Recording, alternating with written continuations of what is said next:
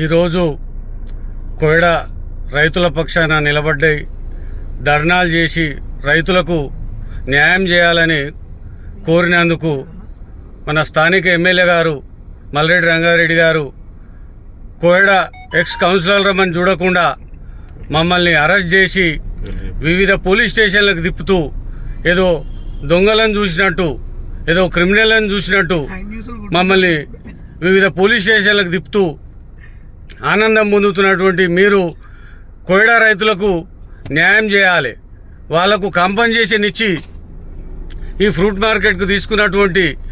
ఏదైతే భూమి ఉందో రైతులది వారందరూ కూడా కాంపన్సేషన్ ఇవ్వాలని చెప్పి కాంగ్రెస్ ఎక్స్ కౌన్సిలర్ అయిన బండారి బాలరాజు గారు నేను రైతుల పక్షాన నిలబడి కొట్లాడినందుకు మమ్మల్ని ఇద్దరిని అదేవిధంగా కోయడ రైతులందరినీ కూడా పోలీస్ స్టేషన్లో వేసి ఈరోజు మీరు మీటింగ్ చేయాలనుకుంటారు. కానీ మమ్మల్ని అరెస్ట్ చేసినా పర్వాలేదు, మీరు మాత్రం రైతులకు న్యాయం చేయాలి, వాళ్ళకు కాంపన్సేషన్ ఇవ్వాలి. మీకు 10 సంవత్సరాలు మీ వెంట ఉండి మిమ్మల్ని గెలిపించినందుకు మాకు ఇస్తున్నటువంటి బహుమతిగా మేము దీన్ని భావిస్తున్నాం.